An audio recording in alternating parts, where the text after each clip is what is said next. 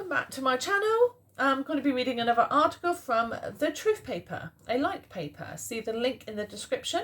You can go to the website, read the paper, download it as a PDF or subscribe. This is the November 2020 edition.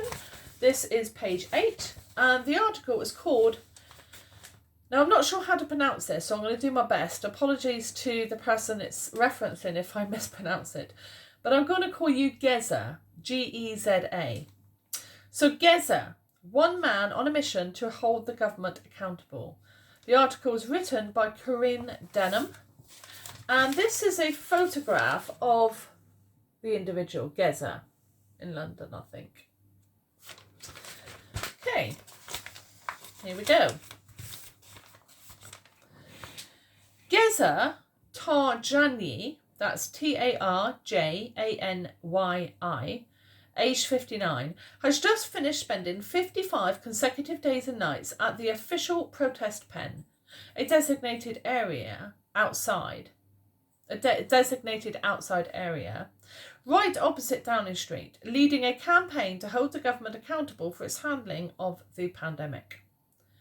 An experienced and committed campaigner, Geza is a man with a mission. He says, "We are here to question Boris Johnson's experts. Justice UK says no to new normal." For those who don't know, or are not in the United Kingdom, Boris Johnson is the current Prime Minister and leader of the Conservative political party who are in power at present.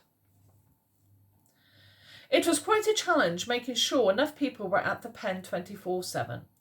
Geza's humanity, humble and peaceful traits make him more than likeable. So many people seeking the truth from London and other parts of the country committed to support his campaign by doing shifts at the pen.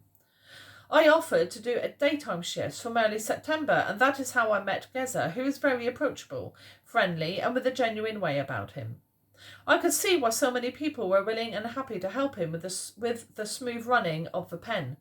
After all, we're in the same boat, and our human rights to be, do and go as we wish have been restricted by an unscrupulous government which does not seem to have our health or interests at the heart of their actions.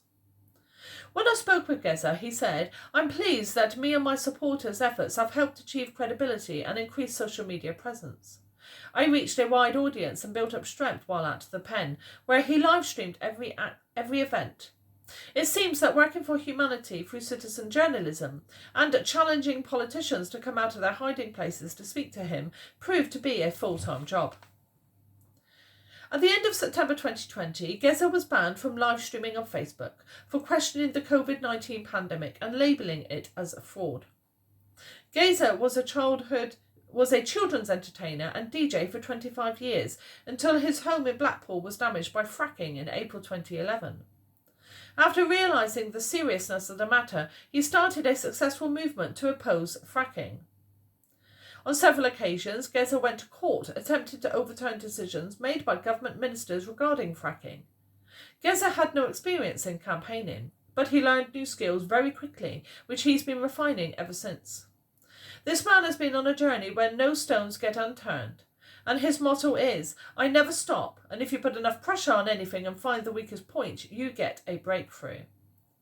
Geza put the Prime Minister Boris Johnson, Chief Medical Advisor Chris Whitty and Chief Scientific Advisor Sir Patrick Vallance on notice, which has been ignored so far.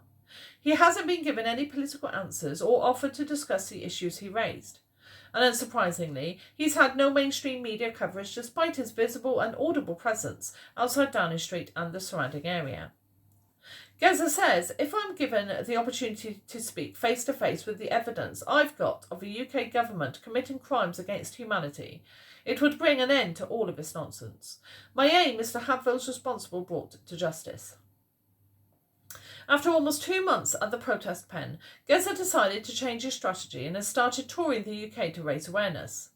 This will also have the effect of increasing the number of people travelling to London to support the Saturday rallies.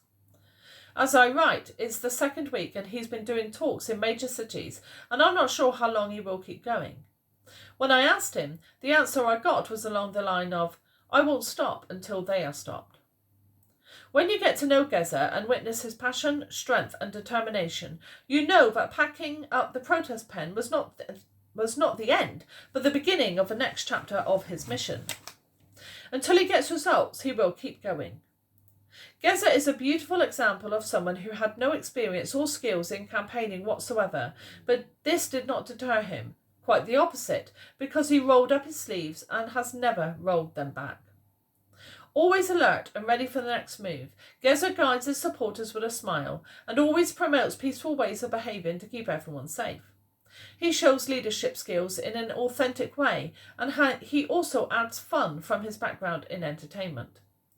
All Geza wants is a debate with the Prime Minister that would include experts that have no links to the government.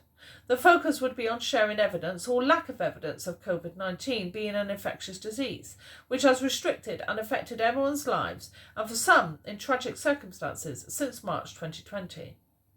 Geza says, if your house was on fire and your child was in it, wouldn't you want to go and get them?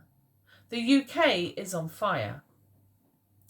To follow Geza, it says in the article you could visit the website justiceuk.online. You could go to Facebook and search for Geza Tarjani.